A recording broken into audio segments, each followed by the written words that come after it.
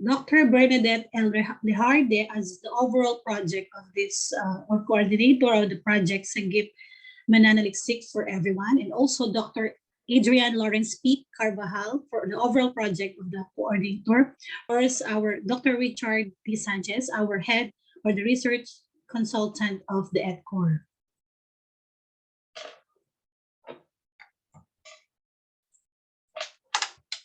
So to give us or to welcome us tonight for this webinar, I would like to call in Dr. Myla L. Don in Porac, Pampanga. Let us all welcome again Dr. Myla L. Isip. Let us give her a round of applause or take it away, Ma'am Myla. Thank you so much. A pleasant evening to all. And first, thank you so much for inviting me over to deliver a warm welcome to everyone here watching and listening to this remarkable event of ETCOR. Good evening to my colleagues, co-research consultants, and participants as well. It is with great pleasure to see young and seasoned researchers convene via digital platform, even in times of difficulty like this pandemic. This only means and proves that research continues no matter what happens. Even with the COVID surge, we continue to learn and search and research. Our thirst for knowledge does not stop. We really are attaining what is explicit in the name ETCOR. We really are embracing the culture of research. We're also proud to announce that this conference is conducted to advocate Project Sagip Mananaliksik for everyone. Of course, thanks to the initiative of my great friend, the coffee maker and the coffee prince. We were classmates in the doctorate program at Holy Angel University.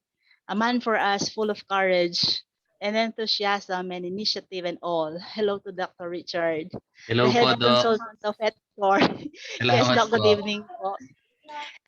ETCOR now having an aim that is to contribute in improving the society through academic inquiries and in realizing that people conduct research for the ultimate goal of serving the Almighty through service to others. Now for this session, day 2, of which Dr. Glen's topic is about choosing appropriate qualitative research design and describing sampling procedure and sample is, I believe, to be one of the most essentials to consider in research, because research design is also sampling have great influence on the reliability of the results. And research design is a guide to achieve the goal of the researcher or the strategy to best answer the SOPs. Dr. Glen is here now to give light to this very important topic. So I do not want to take so much time. Again, I am so delighted to welcome you all, and we at ETCOR appreciate your presence. Thank you, and we must all take advantage of the learnings here. Thank you from ETCOR at your service. Okay, thank you, Ma'am Myla. So for that warm welcome, of course, you said that research, really, in spite of or amidst a pandemic, still learning is continuous. So thank you so much, ma'am, for that welcome message. To continue with, let us remind our participants to turn off your microphone and may or may not open your camera, but if you can, please open it for us to see each other in this webinar. And of course, for us to be identified, let us, with the acronym, your institution or your last name, by example of BHS, Dawis, Edlyn. Okay, so we can be recognized later during the webinars. So you can participate and you can be identified. So let us not, tonight, let us welcome, of course, one of the caliber resource speaker from, he's a master teacher 1 from Francisco Bangoy National High School, kilometer 9, Sasa, Davao City. Okay, so he's from Davao City. Layo, no? Let us all welcome in our midst. I think Ma'am Myla a while ago introduced also Dr. Glen. So let us welcome now our resource speaker, Dr. Glen L. Villonez. Take it away, Doc. Thank you, Ma'am Edlyn. Mayong gabi sa tanan. First and foremost, I would like headed by Dr. Richard Sanchez. Another one is Dr. Bernadette L. Lijarde, the overall project coordinator for everyone. Dr. Adrian Lawrence V. Carvajal, the overall project coordinator one-on-one. To all ETCOR coordinators, research participants, teachers, guests, audience, once again, good evening. So I'll be sharing my screen now.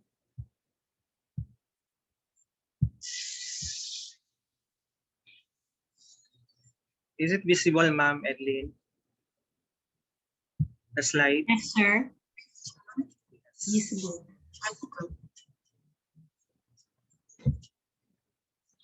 So last time we had a discussion on the quantitative research design. So this evening, we will proceed to another aspect of research wherein we will be utilizing or when to use the following research design once we engage in qualitative research. So the title of my presentation this evening is Choosing the Appropriate Research Design, Qualitative Design in Nature. So as an introduction, sometimes we prefer quali than quanti or on the other way around. So it depends on our expertise as well as to our interests. Some would say that qualitative is difficult while quanti is easy. Others would say quantitative is more difficult than qualitative research. So, which is better? The answer is both researches are better or best when it comes to how you are going to formulate or execute your investigation or study.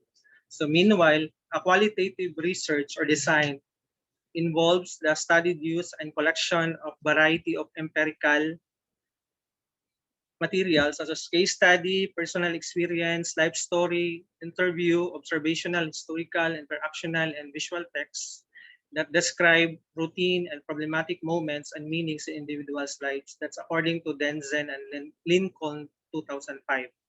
Additionally, it is useful in discovering the meaning that people give to events that they experience. So Merriam, 1998.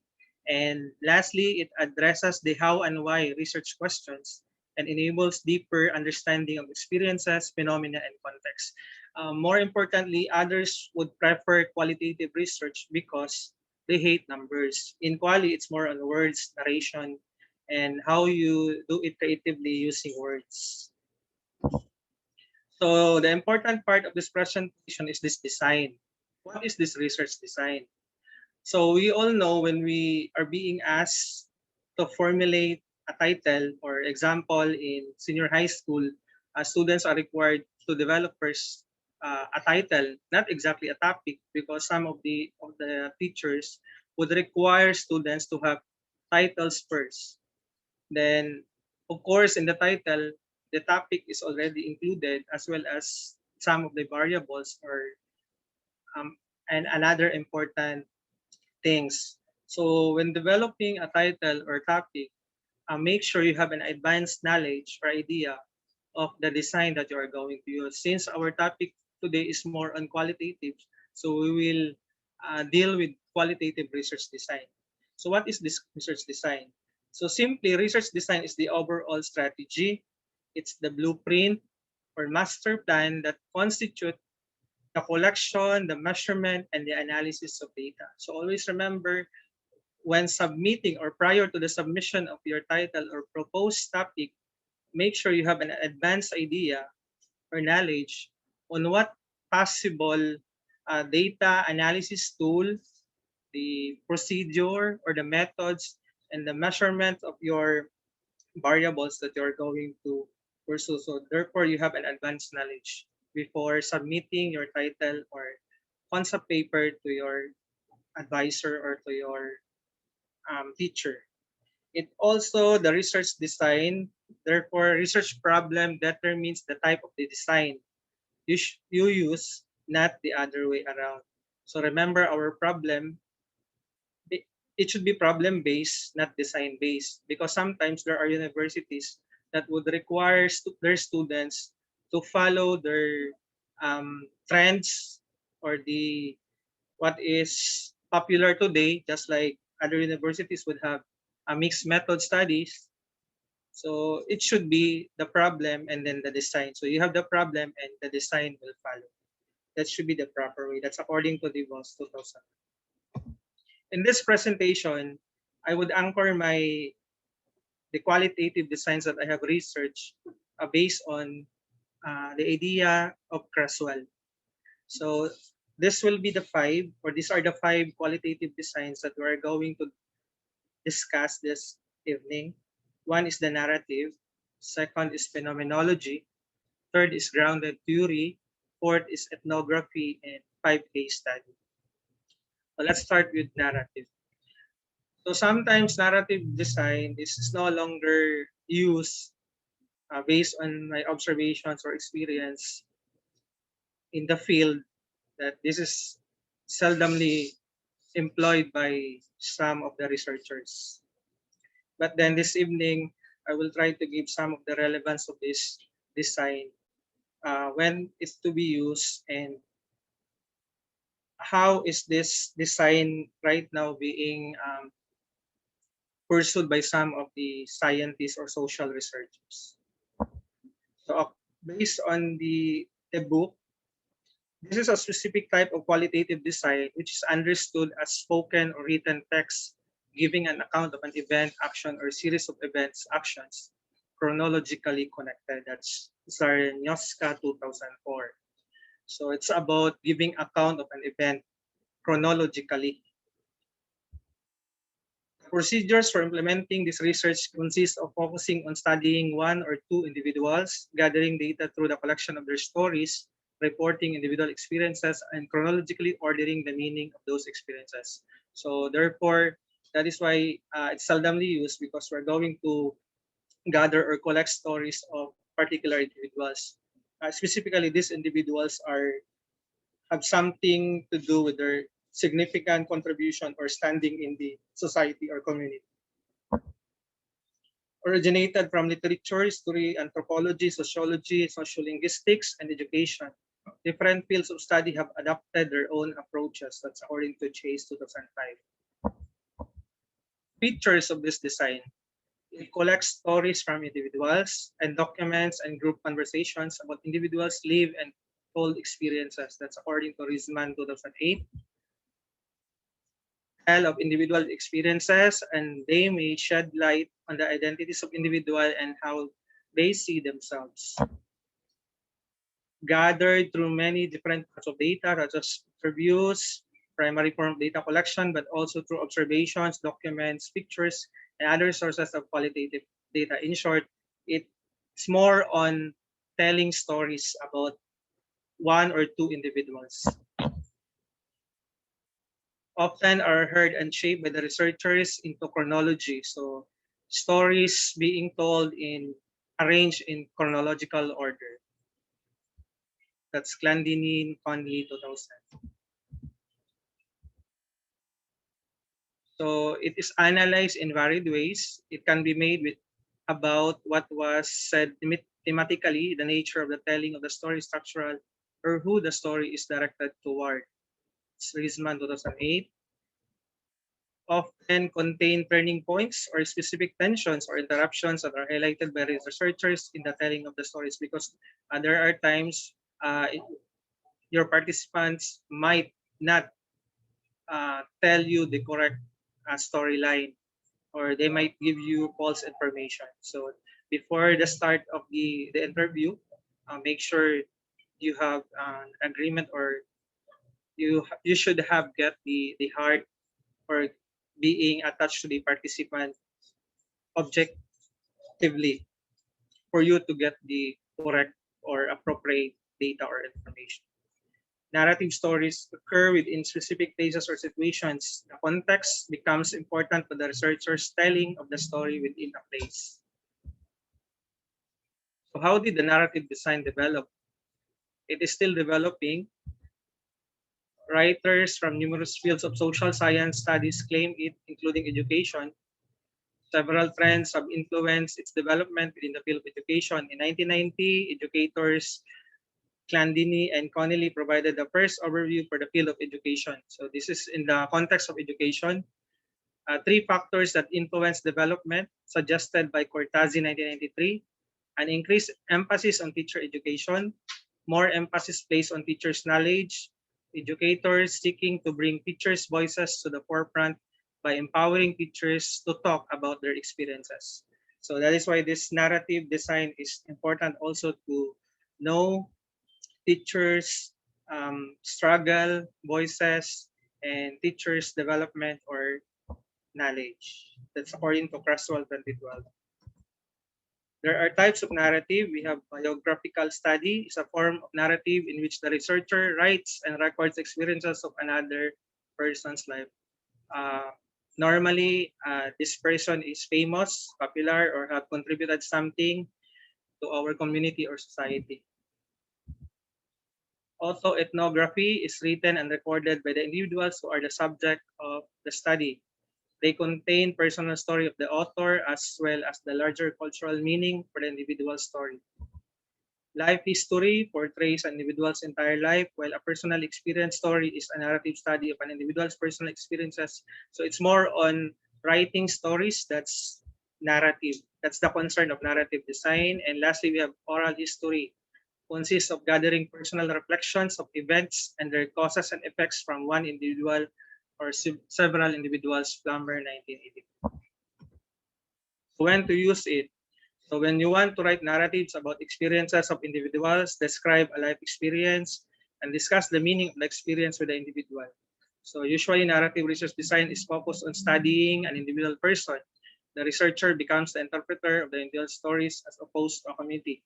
Just like um, stories being portrayed in the television, um, studying person's life or life story, and some of it are being filmed.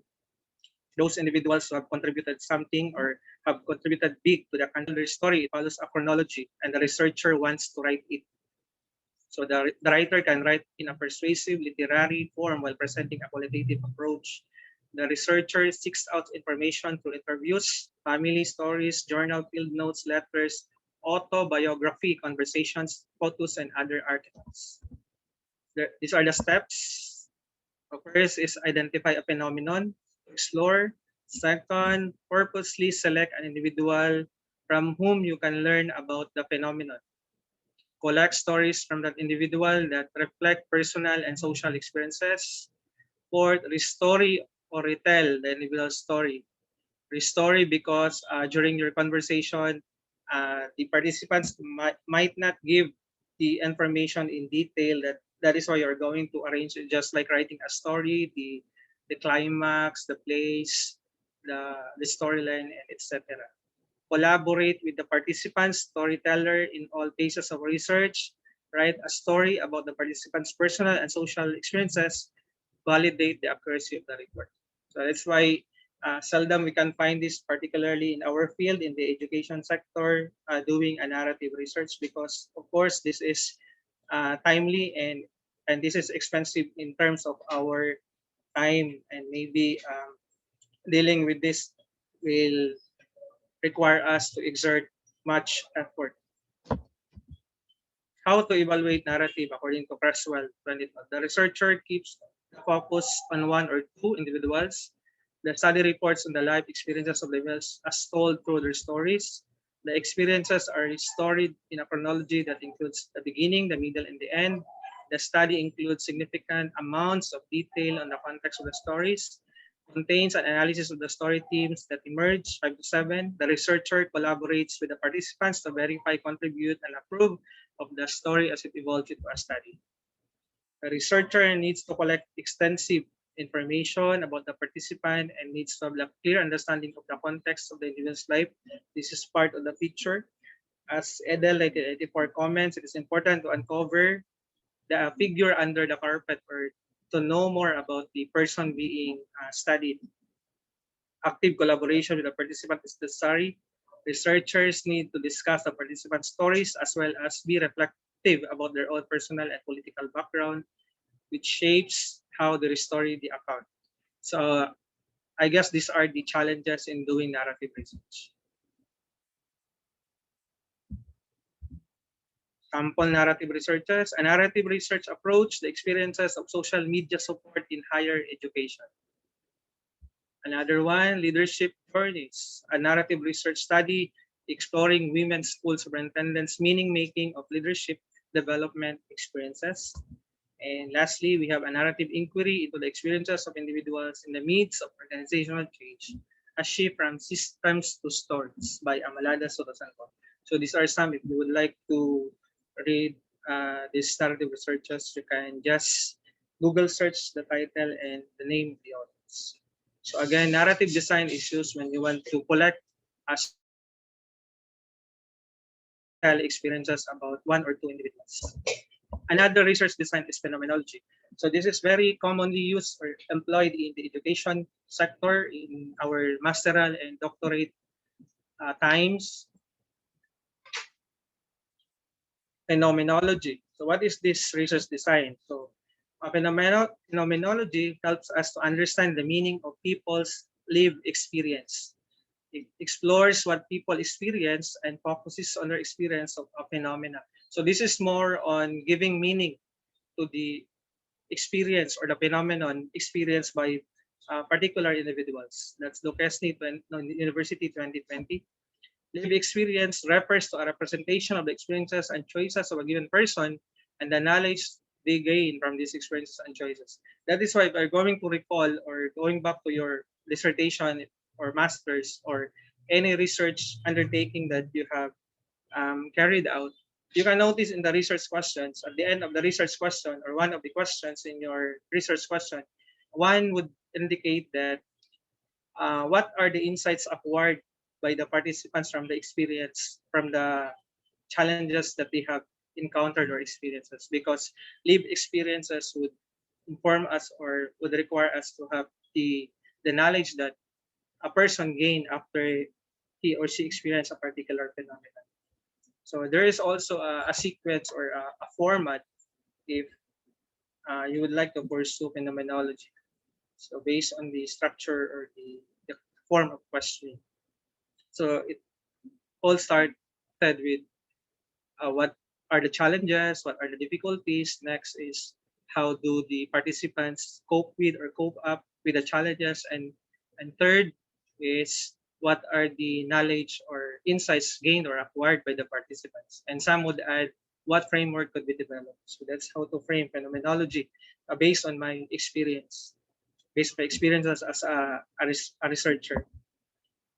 Phenomenologists focus on describing what all participants have in common as they experience a phenomenon, like grief. So it should be a common, a phenomenon that is common among the participants. That's the time you're going to utilize or employ phenomenology. The basic purpose of phenomenology is to reduce individual experiences with a phenomenon to a description of the universal essence, a grasp of the very nature of the thing. That's Van Manen 1980. So a phenomenon is simply an object of human experience. The human experience may be a phenomenon such as insomnia. So some people may experience insomnia, being left out, anger, grief, or undergoing coronary artery bypass surgery. That's Mustakas 1994. Features, according to Mustakas 1994 and von Manen 1990. An emphasis on a phenomenon to be explored, phrased in terms of a single concept or idea, such as educational idea or professional growth. So in the context of education, teachers' development, psychological concept, grief, and health idea, caring relationships in medical or in nursing research. The exploration of this phenomenon with a group of individuals who have all experienced the phenomenon. Thus, a heterogeneous group is identified that may vary in size from T4 to 10 to 15. So in writing, in determining the sampling frame or the sample size of the participants to be utilized in a phenomenological study, you must attach or indicate an author reflecting as to how many participants should be required in doing phenomenology. So in this case, Mustakas 1994, Banman in 1990, they indicated 3 to 4 up to 10 to 15, and Ellis 2016, 6 to 20 individuals is sufficient. Creswell 1998 would add 5 to 25 participants are enough also in conducting or doing a phenomenological research. A philosophical discussion about the basic ideas involved in conducting a phenomenology. In qualitative research, philosophical assumption is part in writing the paper. So some would add, some would indicate pragmatism, and another philosophical assumptions. So it should be aligned to the phenomenon being investigated. The researcher brackets himself or herself out of the study by discussing personal experiences with the phenomenon.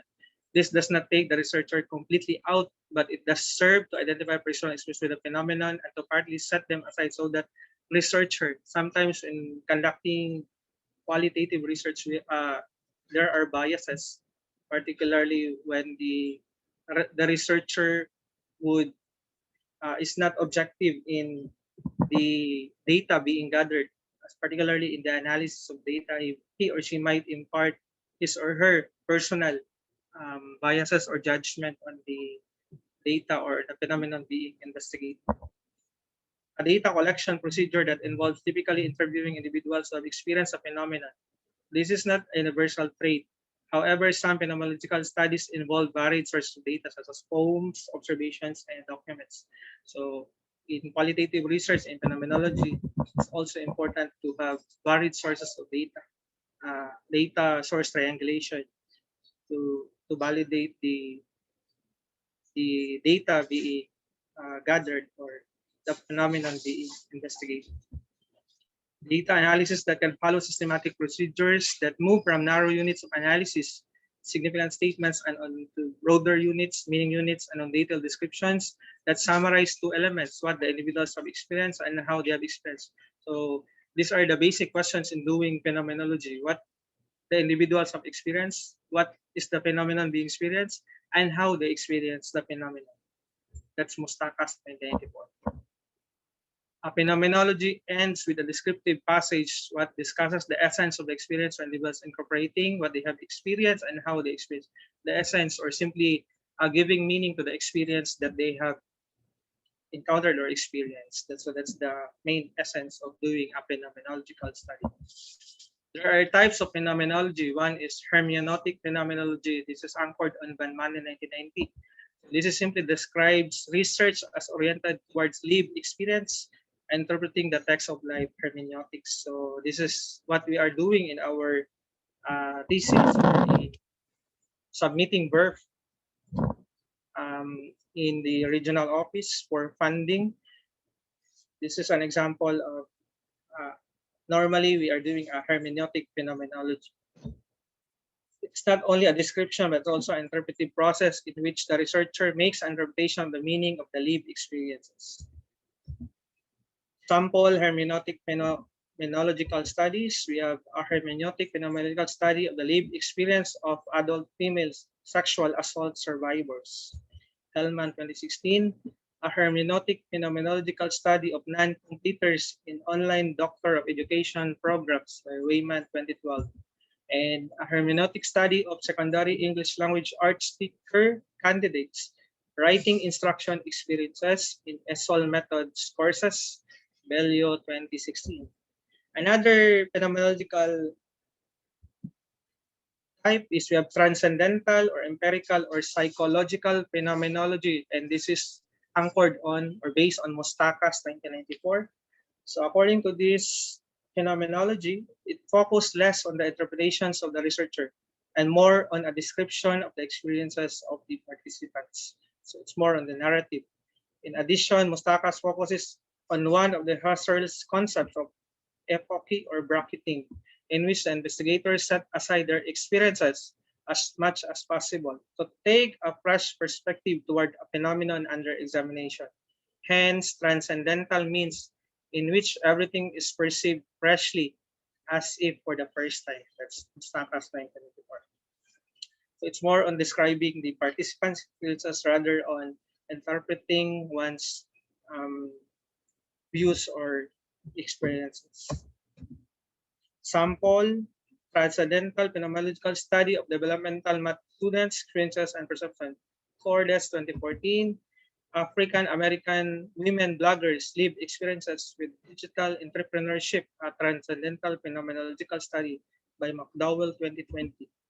A transcendental phenomenological study of persistence among National Junior College Athletic Division III student athletes, Brian 2018. You can search the following examples through Google search and just read the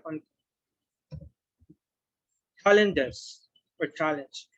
The participants in the phenomenological study need to be carefully chosen to be individuals who have experienced the phenomenon in question, so that the researcher in the end can forge a common understanding. Because the main thing in doing phenomenology is the phenomenon experienced by individuals. So it should be properly selected.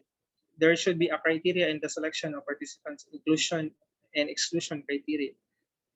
Finding individuals who have all experience of phenomenon may be difficult given a research topic. As mentioned earlier, bracketing personal experience may be difficult for the researcher to implement because interpretations of the data always incorporate the assumptions that the researcher brings to the topic. So a researcher must be objective in the analysis of data, set aside his or her personal biases. Third, qualitative research design. Grounded theory. So as far as I remember in my doctorate classes, our professor would inform us that among the qualitative designs, grounded theory is far the most difficult to perform or execute.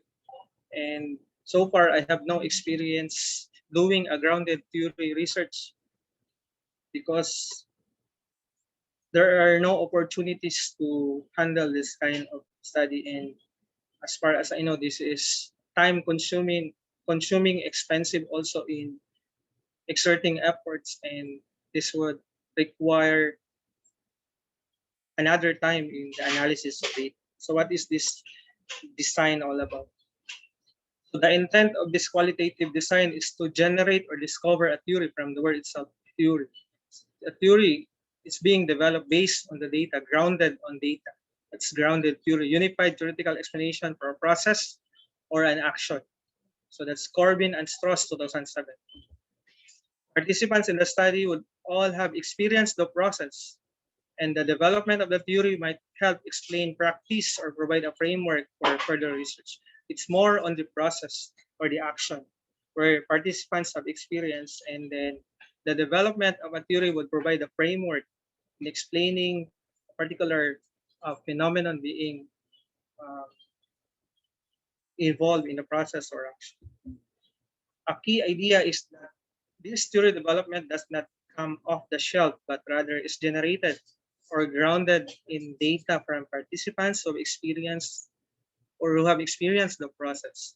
So again, the development emerged from the data experience, the data from the participants who experienced the process, Ross and Corbin 1998.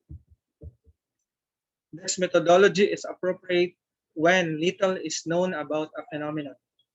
The aim being to produce or construct an exploratory theory that uncovers a process inherent to the substantive area of inquiry. That's Glaser and Strauss 1967, Burks and Mills 2016. So little about the phenomenon. Little is known about the phenomenon. This qualitative design was developed in sociology in 1967 by two researchers, si Barney Glaser and Anselm Strauss, who felt that theories used in research were often inappropriate and ill-suited for participants and their studies. So at that time, the theories were not sufficient or inappropriate, according to these two brilliant researchers. Features. In grounded theory, the researcher focuses on a process or an action that has distinct steps or phases that occur over time. Thus, grounded theory study has a movement or some action that the researcher is attempting to explain. A process might be developing a general education program or the process supporting faculty to become good researchers. So it's more on the process. So if there are several processes being employed in school. Try to develop theory to explain or provide a framework on that processes being employed. The researcher also seeks in the end to develop a theory of this process or action. So the outcome of this, of course, is a theory that might explain or that will explain the process. Memoing becomes part of the developing the theory as the researcher writes down ideas as data are collected and analyzed. In these memos, the ideas attempt to formulate the process that is being seen by the researcher and to sketch out the flow of this process. So memoing is significant also in writing ideas, important notes or keynotes that will lead to the development or a framework, development of a framework in explaining the process or action. The primary form of data collection is often interviewing, in which the researcher is constantly comparing data gained from participants with ideas about the emerging theory. The process consists of going back and forth between the participants, gathering new interviews, and then returning to the evolving theory to fill in the gaps and elaborate how it works.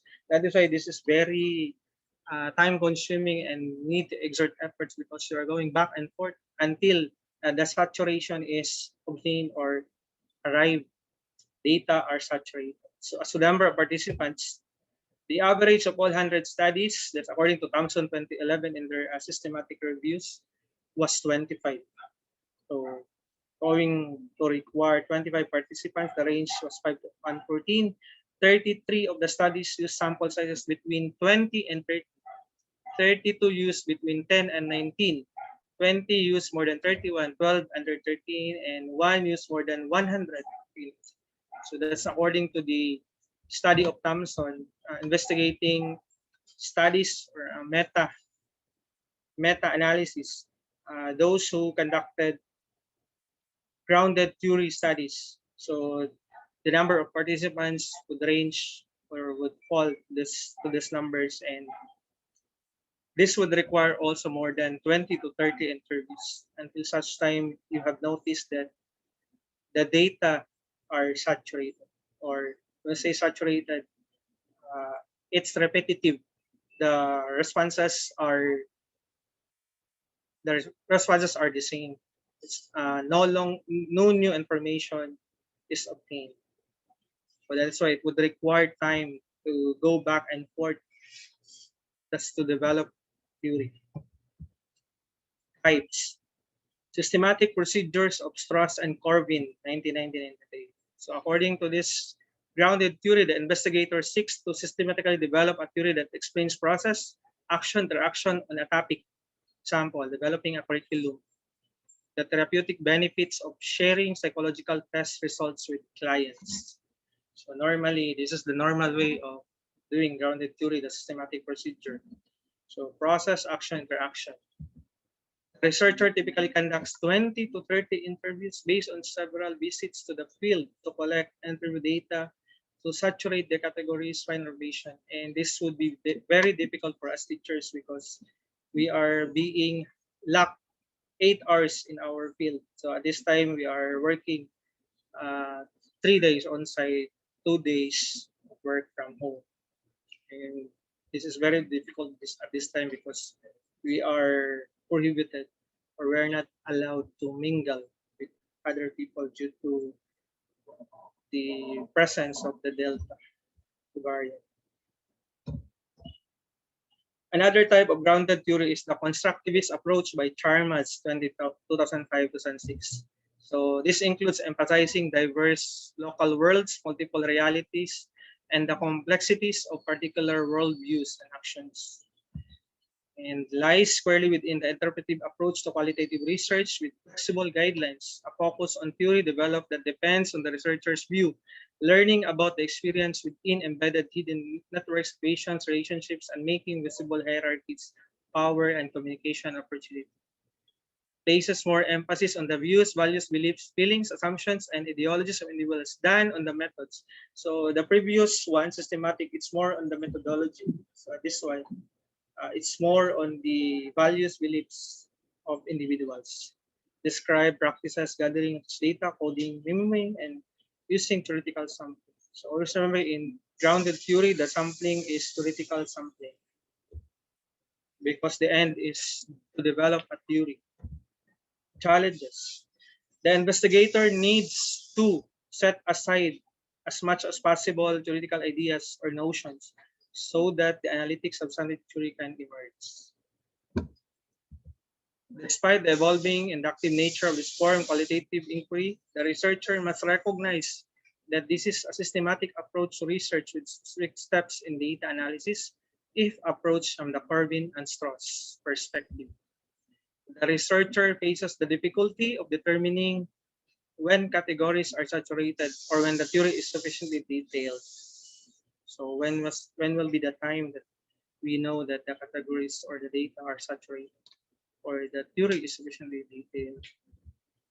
The researcher needs to recognize that the primary outcome of the study is a theory with specific components, a central phenomenon, causal conditions, strategies, conditions, and context and consequences. These are prescribed categories of information in the theory. So the Strauss and Corbin, 1990-1998, or Corbin-Strauss approach may not have the flexibility desired by some qualitative researcher. In this case, Chalmers' 2006 approach, which is less structured and more adaptable, may be used. The next design is ethnography. So it focuses on the entire culture sharing group. This cultural group may be small, few teachers or social workers, so typically it's large, involving many people who interact over time, teachers and entire school, community, and social work group. So at this time, there are modern ethnography is available. Previous or before, ethnography is conducted when someone immersed in a cultural, in a tribe or in a far-flung area to study a particular culture of a certain group. But this time, researchers also can do immersion or observation in school. It's like my teachers, students, there should be immersion. It is a qualitative design as the researcher describes and interprets the shared learned patterns of values, simply understanding the culture of one group. But it's hard to gather people in school to situate them in one area. Features. It focuses on developing a complex, complete description of the culture of a group or a culture sharing group.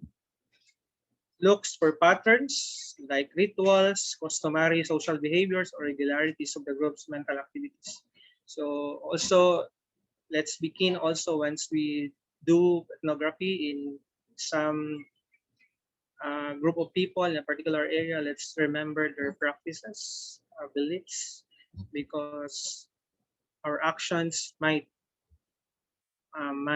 violate their beliefs or practices. So that is why before immersing oneself, we have do an advanced research. If we are studying people in a far area wherein their practices or traditions, rituals are not yet disclosed, we have no idea or background knowledge, so do advanced research before proceeding or doing the ethnography. Using the theory and look for patterns of culture sharing group involves engaging in extensive fieldwork, collecting data primarily through interviews, observations, symbols, artifacts, and many diverse source data. And also this kind of design is not normally carried out in school, particularly for teachers in the public schools. We have this opportunity to develop research and submit it to the regional office for funding. Usually, it's more on the action research type, or it could be a case study or a phenomenological study. That's excluding quantitative research. And seldom we can find ethno and grounded theory because it consumes time. And we all know we teachers are busy at this time for module reproduction, writing modules, dating, monitoring our students, and etc. In analysis of this data, the researcher relies on the participants' views and insider emic perspective and reports them in verbatim quotes, and then synthesizes the data, filtering it through the researcher's ethics scientific perspective to develop an overall cultural interpretation. This cultural interpretation is a description of the group and themes related to the theoretical concepts being explored in the study. So far, I have not done ethnography or ethnographic study, and I would not venture also doing this kind of study because this will consume much time. And to those who are interested in an expert of this design, that's a good sign of true and brilliant research. There are types of ethnography. One is the realist. This is the commonly used ethnography or the traditional type. It is an objective account of the situation, typically written in the third person. Narrates the study in a third person. This passionate voice and reports on what is observed or heard from the participants. It's more on doing verbatim storyline about what he or she observes from the participants. So reflects a particular stance taken by the researcher toward the news being studied.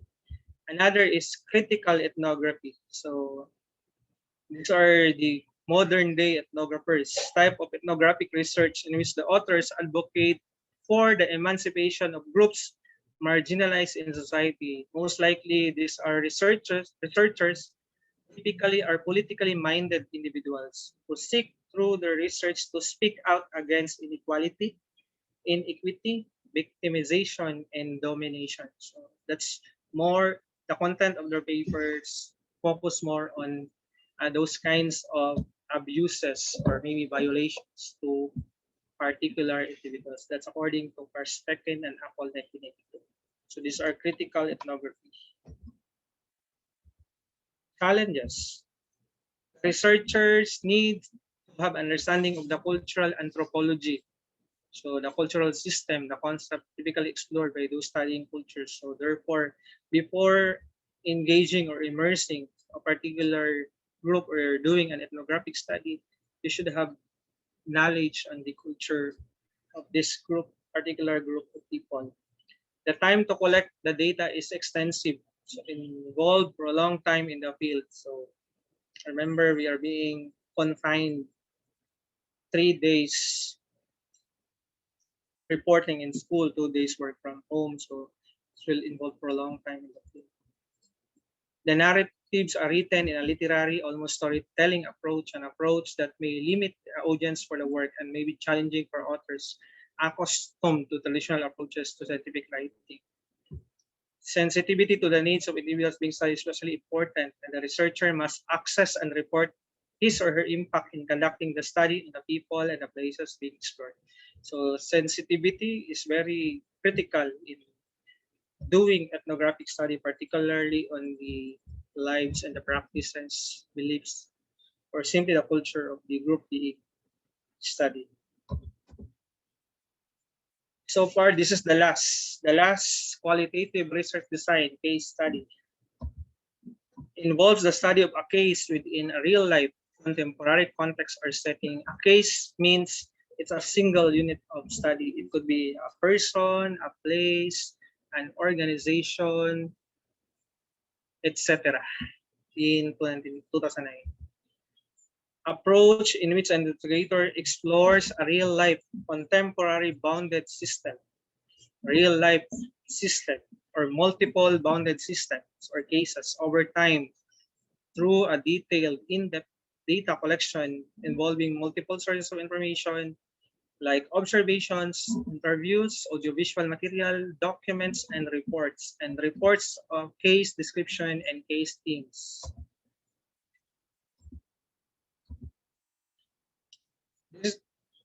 This study begins with the identification of a specific case. This case may be a concrete entity, individual, a small group, organization, partnership. Concrete level, it may be a community, relationship, decision process, or a strict project in 2009.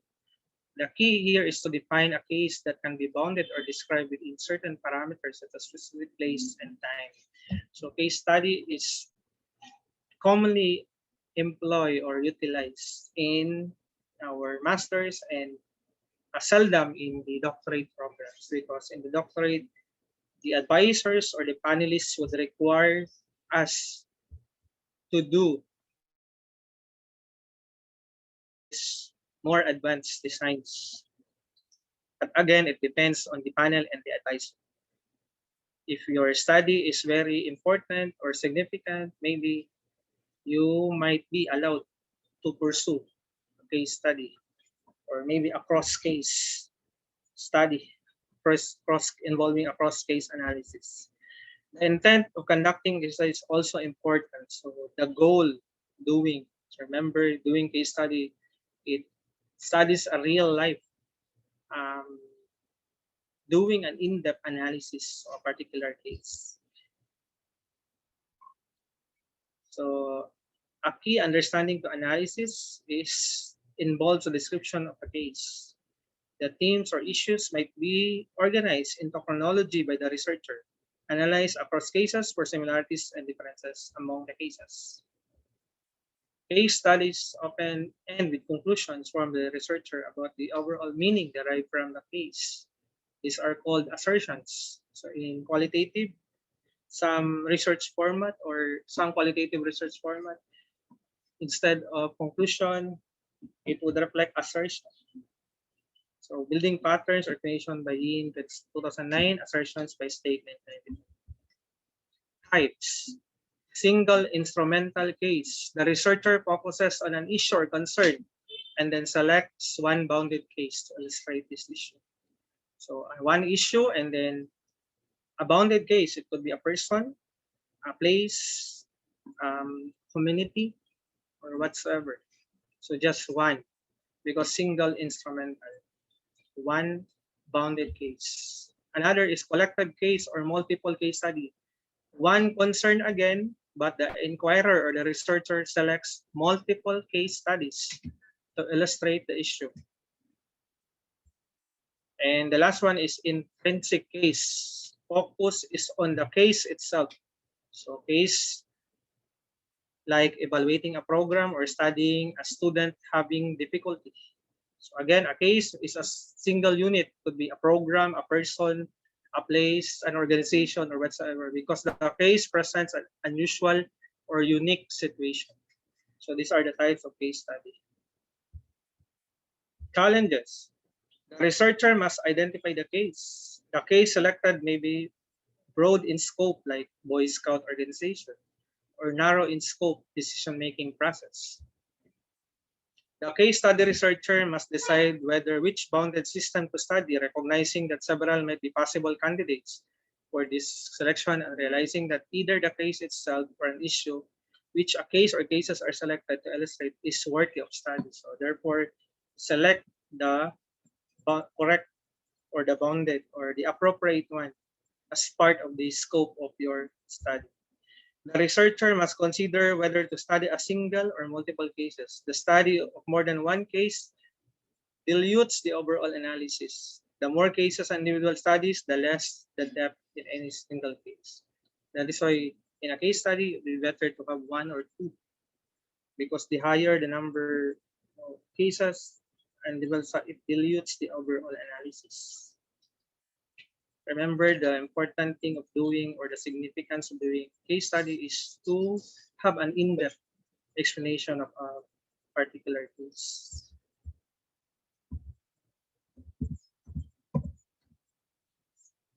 And sum up. Actually, this is the summary if you want to familiarize the content of the 5 qualitative designs. This is the best slide, or the most important slide if you want to remember the 5 qualitative designs. So describing the 5 qualitative designs in terms of their characteristics like focus, type of problem best suited for design, discipline background, and unit of analysis. For focus in narrative research, of course, the life of an individual, the story, or telling stories of a particular individual.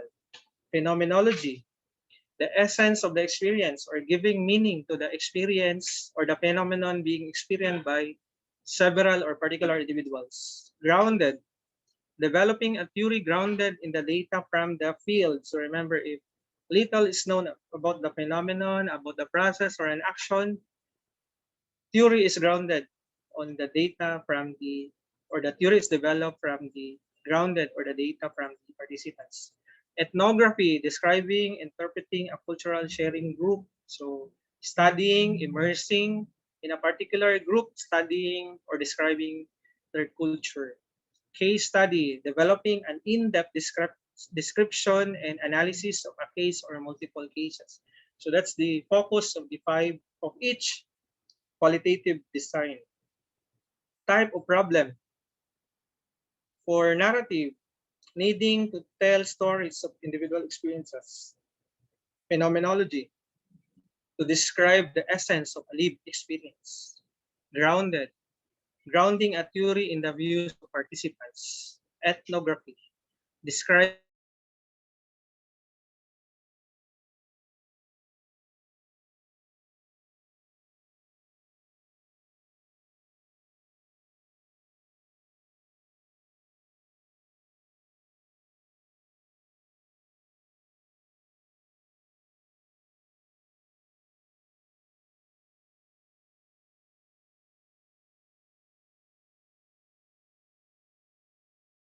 the case study from psychology, law, political science, and medicine.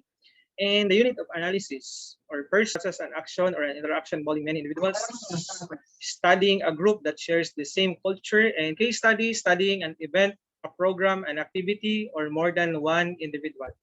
So this is the summary of the qualitative research design. Remember the slide number 43. If you want to remember the 5 qualitative research designs anchored on Craswell, and these are the references.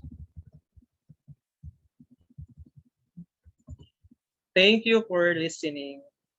Have a nice evening to all. Thank you very much for that very comprehensive discussion regarding the choosing appropriate qualitative research. We learned the 5 designs: narrative research, phenomenology, grounded theory, ethnography, and case study. From our participants or the research consultants, do you have any questions to ask for our Q&A part? So our lecturer can answer. Is there any question from the participants? Anyone po?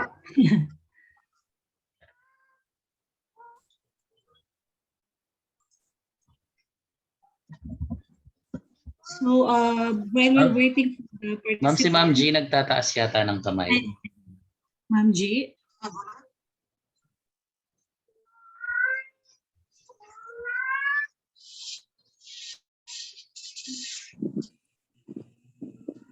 So, Ma'am G? Wait, ma'am, I can wait lang po. Wait lang po. Do you hear me now, ma'am? Yes, ma'am. Narinig po ako. Okay, tanong ko lang po, if in quantitative type of research, we use SPSS as our statistical tools, what can you suggest po dito sa qualitative? Good evening, Ma'am G.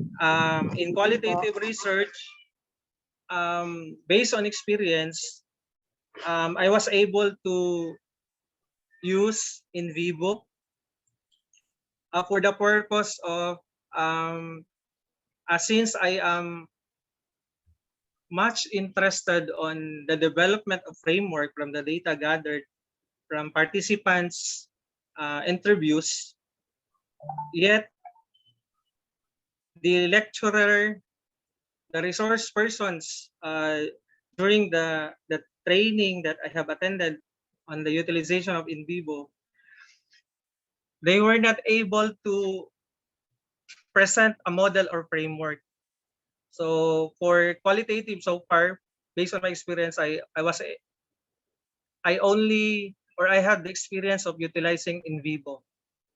And other statistical softwares for qualitative research, there are available softwares, yet I was not able to utilize them because of the lack of experience and knowledge on how to apply or employ those kind of tools. In vivo, ma'am. Follow up lang po. Wala pong tendency na halimbawa yung kumbaga mano-mano ma-interpret. Yung mano-mano, yung manual, normally, or that was the technique or approach that I utilize in doing qualitative. Yet the correctness of that manual in the development of teams, it depends on the panel also, or the panelists or the advisors. Once they track or check the responses from the tables that you have developed for the manual development of teams. Okay, thank you po. Ma'am Edlyn, si Yes, Sir sir. Richard po. May I be allowed to give additional answer to that? Yes po, sir. Sige po. Thank you po, Doc G, Ma'am Natividad, for asking that po. Sensya na po, hindi na po ako makapag-open ng camera. Medyo mahina po yung connection. Regarding po doon sa wala bang possibility na mag-manual na lang. Actually po, maliban kasi doon sa, syempre sabi nga nila kapag nandiyan ang technology, halimbawa yung mga qualitative data analysis softwares na yan, ay gamitin natin because it's there. Bakit hindi natin na pakinabangan, hindi po ba? Pero ako honestly without offense sa mga may-ari niyan, sa mga nagbibigay ng license ng mga ganyan, ako I don't consider them kasi as qualitative data analysis softwares. Maybe I will call them qualitative data siguro organizer, because para sa akin hindi naman talaga nila na-analyze ng ganoon, lalo na sa qualitative research. Ang trabaho lang nila, they just organize yung mga datos mo, because we're dealing with text, right? Sa qualitative research, we're dealing with words. So ang ginagawa lang niya, ino-organize lang niya kasi yung analysis per se ay nandoon sa tao. Kaya nga yung sinasabi mong may possibility ba na manual, actually yun talaga yung para sa akin. I'm not saying na masyado akong traditional, hindi ko niyayakap ang technology. It's there para lang tulungan tayong mag-organize. Pero yung utak ng tao, yung background natin, kung paano mo mai-apply doon sa gusto mong maipakitang mga themes, doon sa mga bagay na gusto mong lumitaw or makita doon sa mga text, sa mga sagot ng mga participants mo, hindi nila makukuha yung sa atin talaga. Definitely yung manual coding, yung ikaw mismo yung maghahanap ng, ikaw mismo yung maghihimay doon sa mga responses, ay napakaganda pa rin po. Para sa akin, wala pa rin tatalo sa kanila. Pero syempre, nandiyan ang technology, bakit hindi natin sila gamitin? Pero yun nga po, para sa akin, these are only secondary. Tayo pa rin talaga ang mas siguro tayong pinaka-best na data analysis, quote-unquote, data analysis software. Yun lang po. Thank you po, Ma'am G and Ma'am Edlyn. Thank you po, Doc Richard. So, may tanong ba po, Ma'am G? So, to Salamat ask more po. questions. Okay, welcome, Ma'am. Meron ba pong mga questions dito from Fidel? Sir, Dr. Glen, this is the question. Can you give us some points in formulating our research paradigm in conducting qualitative research? Hello, Ma'am Shedel ba yan? Yes po. Si Del. Are you referring to the positivism, interpretivism, ma'am, and critical theory or other research paradigms? Or personal? Yes, sir. By personal? Yes po. And also kasi I'm having a hard time po in formulating halimbawa yung mga conceptual framework in qualitative because I have not yet attended any training in the formulation of those po. Yun yung challenge po sa akin when it comes to qualitative research. Okay, ma'am. Okay, here's my take, ma'am. So far, when we base our definition in doing a qualitative research, conceptual framework is not required because normally we have a conceptual framework to test particularly about the interaction of the variables. However, research paradigms in qualitative, there are universities that would require us to have the paradigms or research paradigms which you should anchor the phenomenon or the themes or the predetermined themes in your study. Just like usually when based on my experience, when I do or perform a mixed methods, I indicated or reflected a pragmatism. So my take is in the development of your research paradigms, based on the available literature, you should anchor or the paradigm must suit enough to explain or to describe the investigation or the study that you are pursuing. That's my take, ma'am. Thank you po. Okay po, thank you, sir. Idol. Another question po dito from Cyril. Of all the qualitative designs, sir, what have you tried so far? Please share significant or most unforgettable experiences or inputs. What are the challenges that you have encountered? Okay, thank you, Sir Cyril. Based on experience, among the qualitative designs, I have tried at least two, the phenomenology and a case study. So far, between the two, I find case study as difficult than phenomenology. In phenomenological study, there is a pattern based on experience, a pattern in the manner of asking questions in performing or doing a phenomenological study. Like the first question is the challenges encountered. The second question is coping up or coping with. How do the participants cope with or cope with? And then the third is what insights have they acquired or gained? Then unforgettable experience or inputs. It's not easy, just what Doc Richard have mentioned, the identification or generation of themes. It's not easy to do or manually generate themes because it will take time and it should be, again, based on the available literature, and sometimes there will be biases in the development of themes, directing the result on what you have researched for you to have a support in the results and discussion part, the literature support. So that's, and another one is when I did my phenomenological study last June 18, and I presented it in during the International Research Conference in Thailand, and fortunately we were able to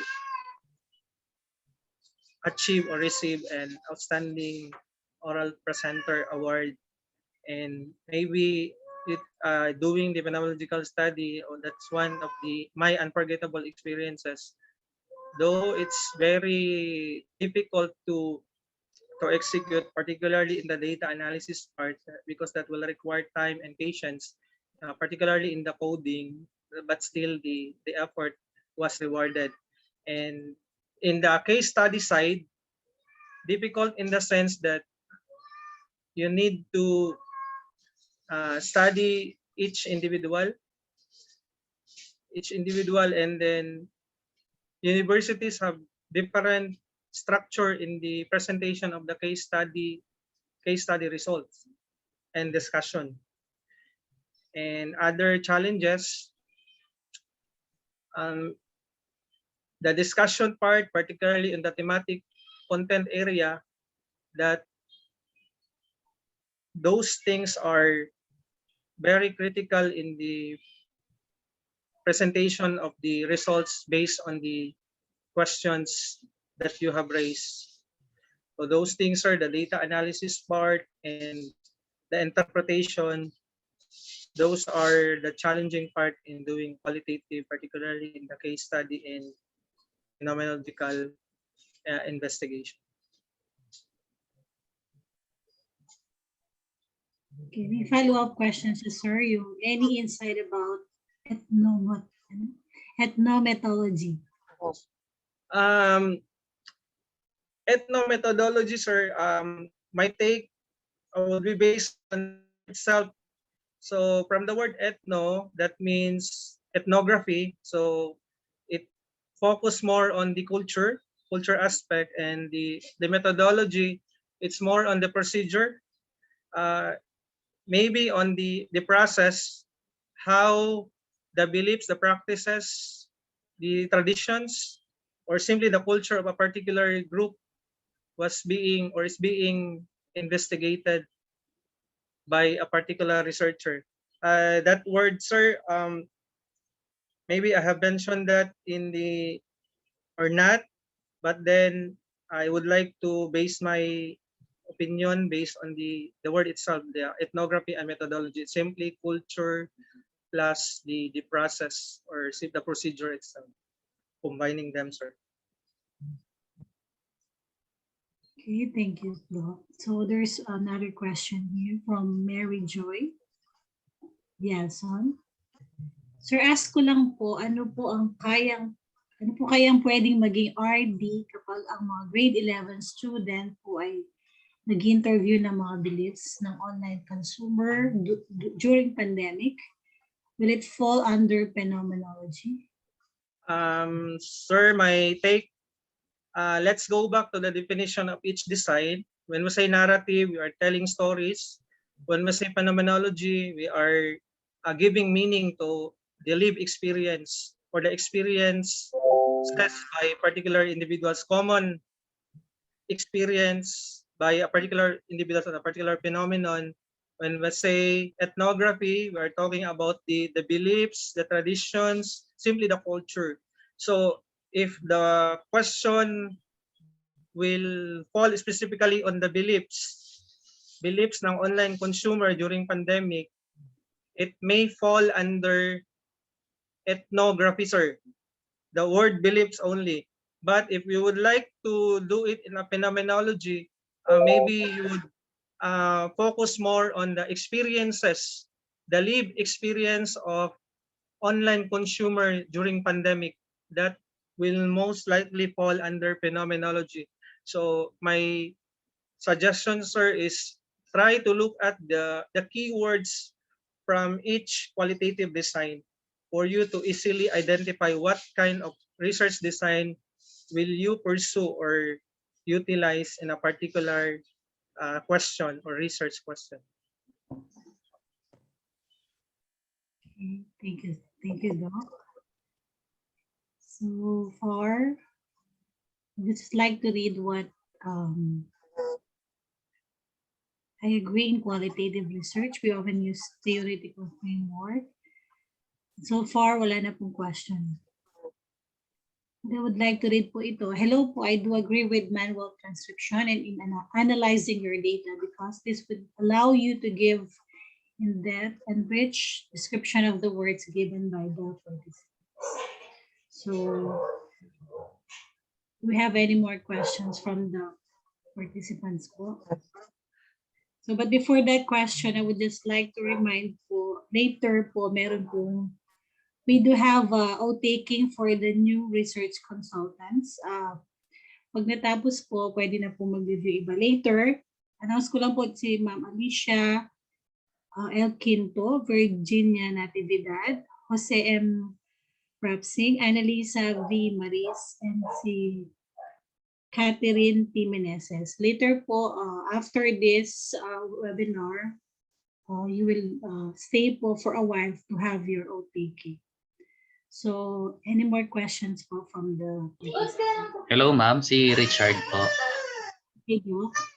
It's not a question po since syempre kabisado ko po yung mga parts ng event na ito at wala namang part para sa head consultant kaya po isisingit ko na ngayon na I just would like to commend po yung ating speaker si Dr. Glen Villonez. Maraming salamat po sir. Pakikamusta na lang po kay Inday Sara diyan sa Davao City. Napakagaling napakagaling po ni Sir Glen. Alam niyo po last event po ng ETCOR ang nag-talk siya. I think kung di ako nagkakamali sa research designs din ng focus but in quantitative research. Madalang lang sa mga researchers ang magaling sa both methods. Usually kasi there is a particular inclination or expertise na kung quali, dun ka. Kung pang quanti, meron namang mga ganoon. Madalang lang na makakatagpo tayo ng pwede siya sa both methods. Kaya po we are very lucky to have Dr. Glen Villonez. Isa po siya sa mga pundasyon, isa po siya sa mga magagaling na research consultants ng ETCOR. Maraming salamat po, sir. Okay, thank you, Doc. So, to course, to continue this program po,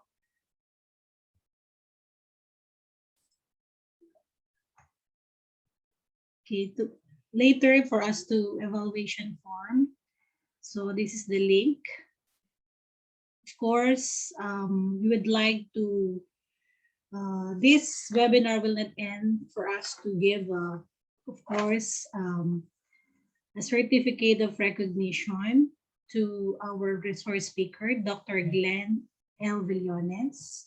I would just like to read the citation from the certificate. ETCOR Educational Research Center from Santa Ana, Pampanga, Philippines, present this certificate of recognition to Dr. Glen L. Villonez, a research consultant at ETCOR Educational Research Center, for his invaluable time and expertise as a resource speaker in the national webinar on qualitative research of ETCOR Educational Research Center held on July 26 and August 11 and 25, 2021, and conducted under the advocacy project Sagip Mananalit 6 for everyone with advisory from the Department of Education, signed by overall project coordinator Dr. Bernadette L. Lejarde, LPT, and also, of course, signed by head research consultant Dr. Richard D. Sanchez.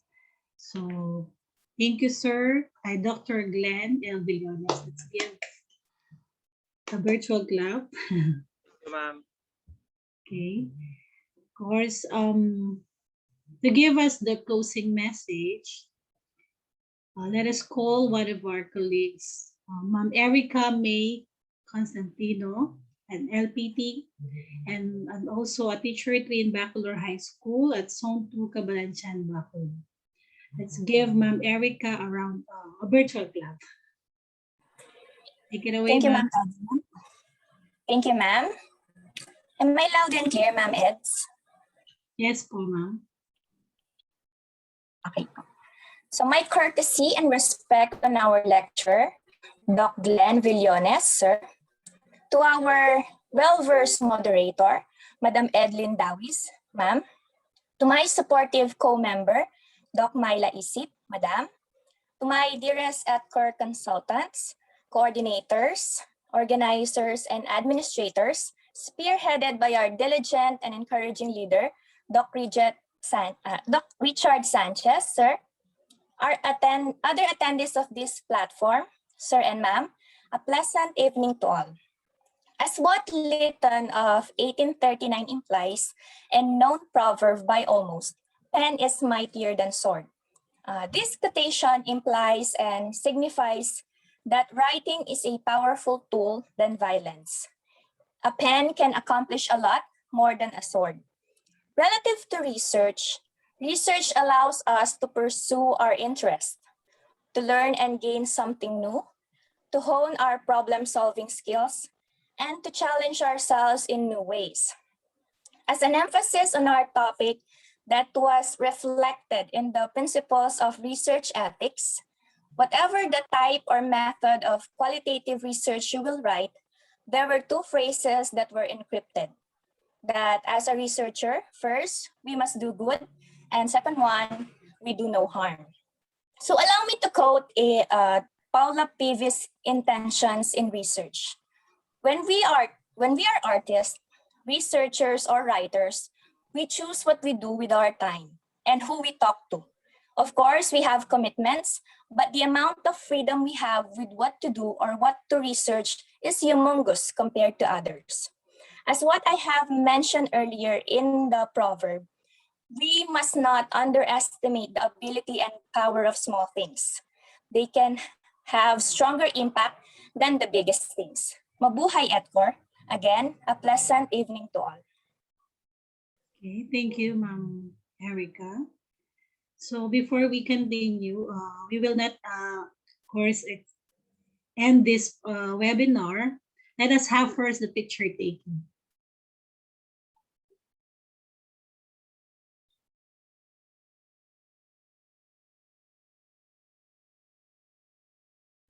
Let me ask all the participants to open their camera.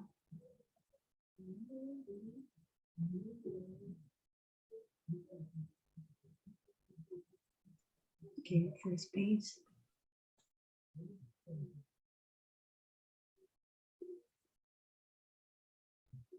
Second page.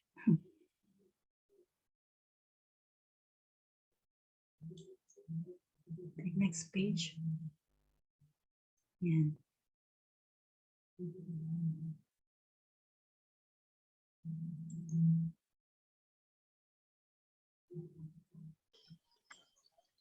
Okay, Doc Richard. Okay na po.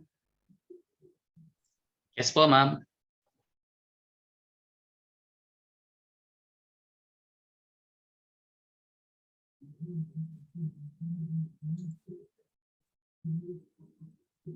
Yes po, ma'am Edlyn. Picture na po lahat, sir.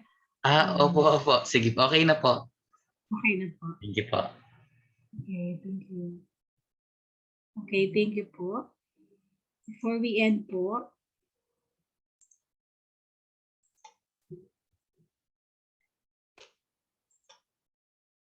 so as a reminder lang po, for those who are interested to transact or request for the research consultant services of ETCOR's research consultants, kindly ensure that you are really transacting with the right person, as there are already a lot of scammers nowadays. Beware of fake accounts. Requested for valid IDs and other means of or ways of identifying the legitimacy of the transaction of the person you are transacting with.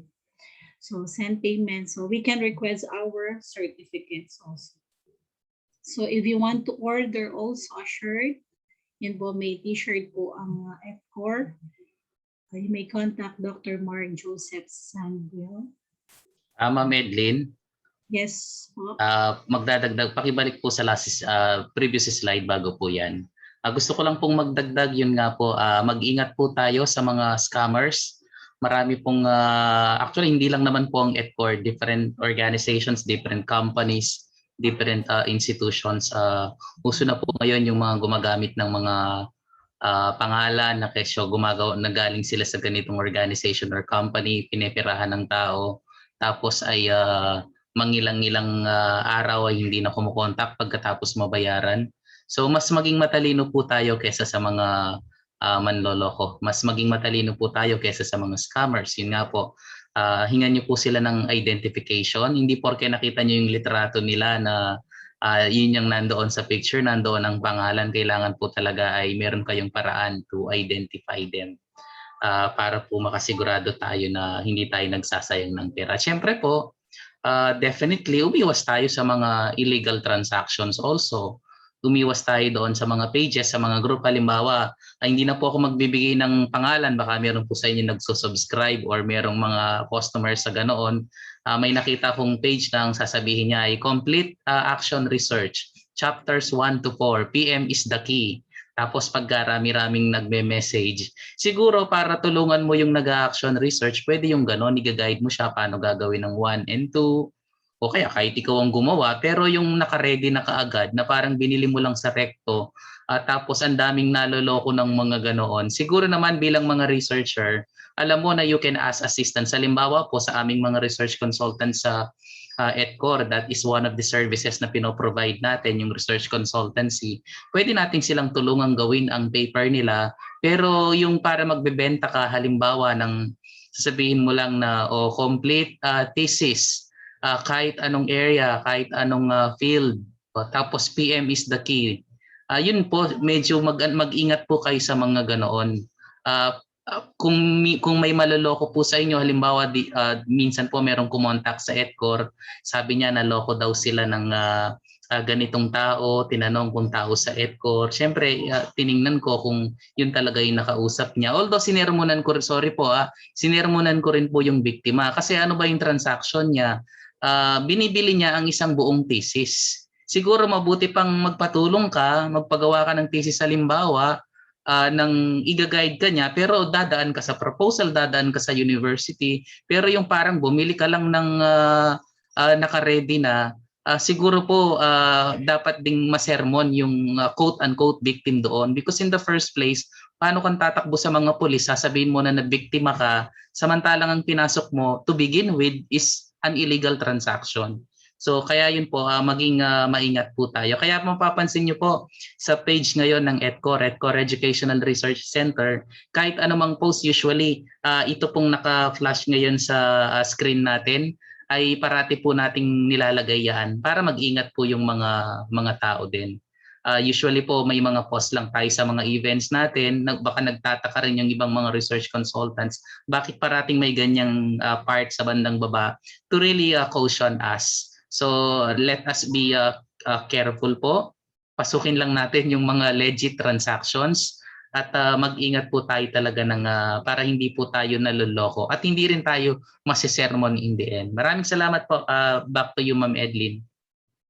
Thank you po, Doc, for that reminders.